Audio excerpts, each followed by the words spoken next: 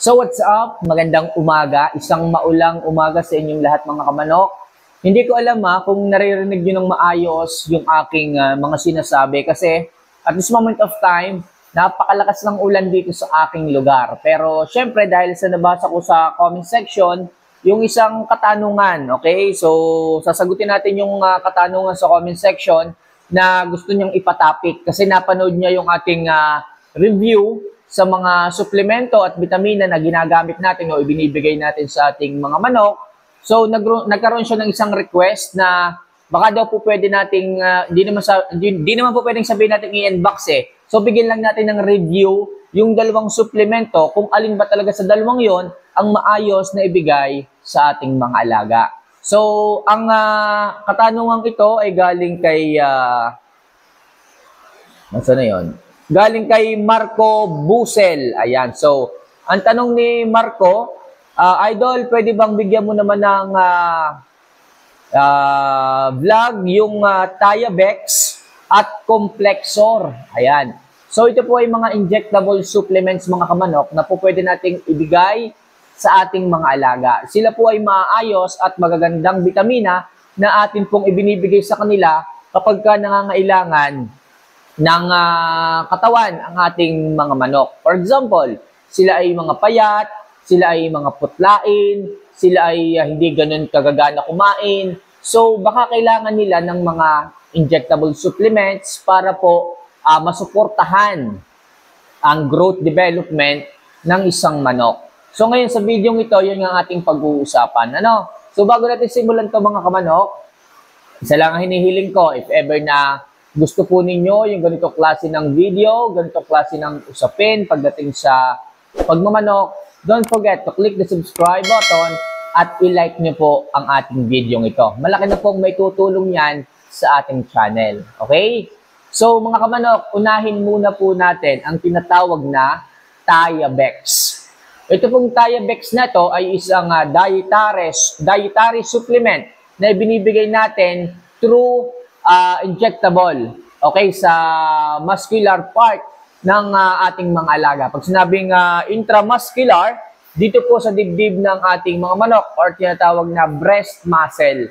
So, ini-inject po natin dyan para po magkaroon ng maayos na support ang kanilang katawan ng vitamin B complex. Kasi ang Thiabex po mga kamanok, yan po ay binubuo lang ng dalawang composition. Una ay B complex o yung tinatawag na vitamin B complex at ang pangalawa is mineral which is particularly yung iron. Okay? So pag sinabi nating vitamin B complex, ito po ay binubuo ng mga grupo ng mga B vitamins like vitamin B1, B2, B3, B6, B5, B9, and B12.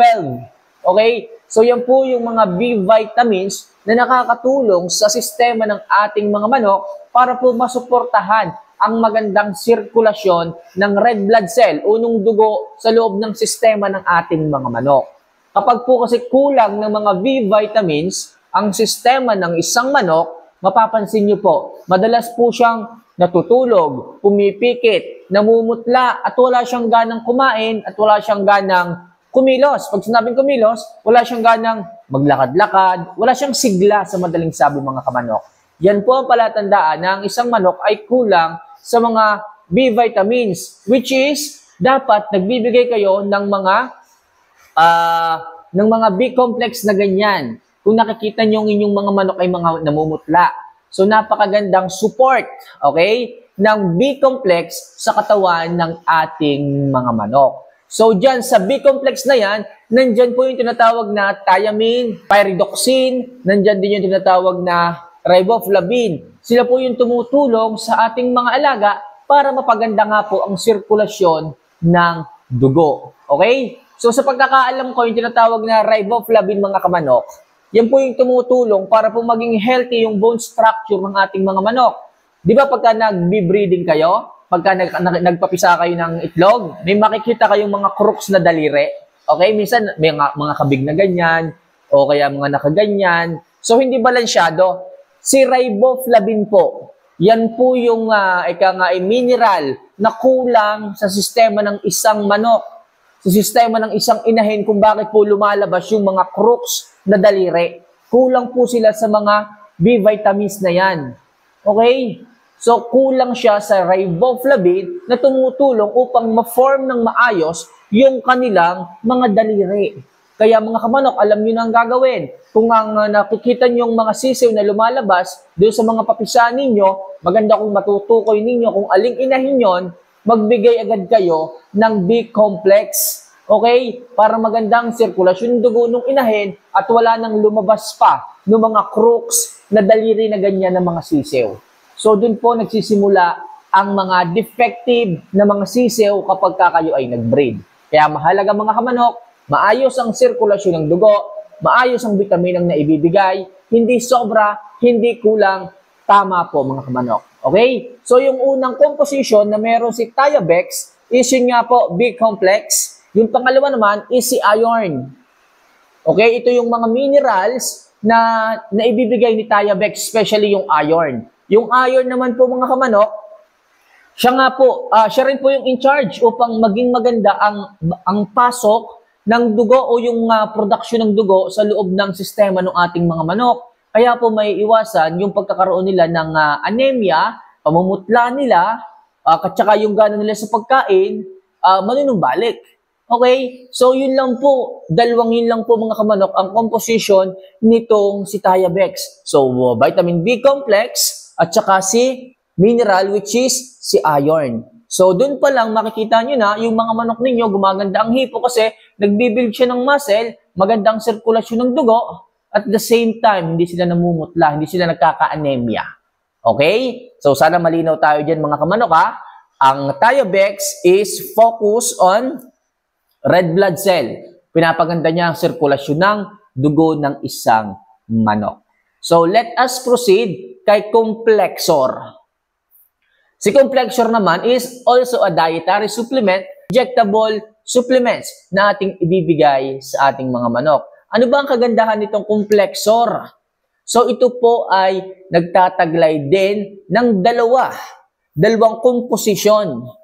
Okay? Yung una, vitamin B complex din. So, which is binubuo nga po ito ng mga grupo ng mga B vitamins from B1 to B12.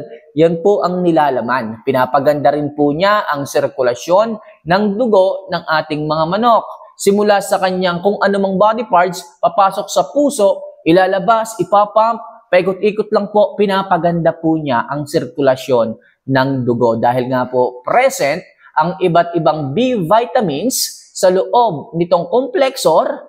Pag naibigay natin to sa sistema ng manok, magiging maayos po ang kanyang blood flow. Kaya po, mapupula ang mukha, mapupula ang mga paa, healthy po sila, maganang kumain, magalang tumuka. Dahil po yan sa B-complex na meron si Complexor. And also, ano yung pangalawa niyang composition? So, meron din po siyang minerals, especially or particularly si iron. So, parehas po silang dalawa eh.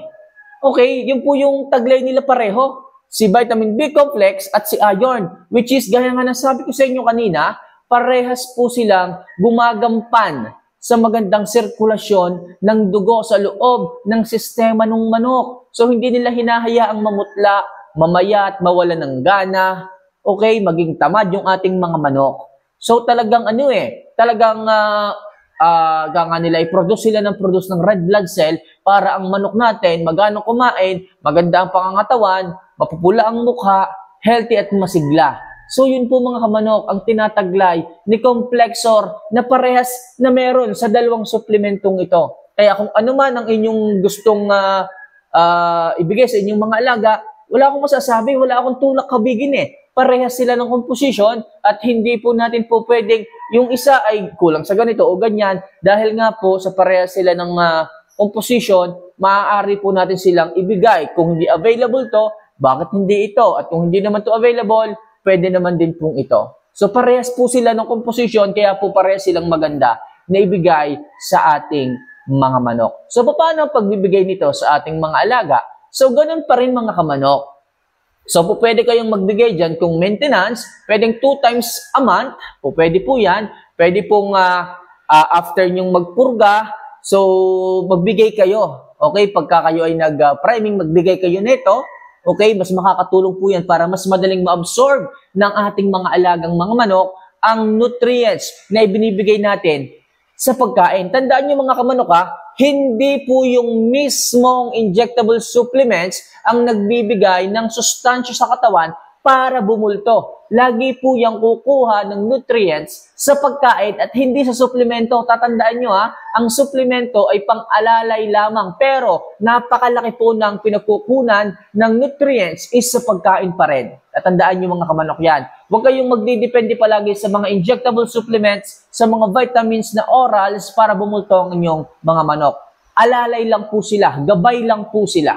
Okay? So, yun lang mga kamanok. Sana kahit paano, natulungan ko kayo at naging malinaw.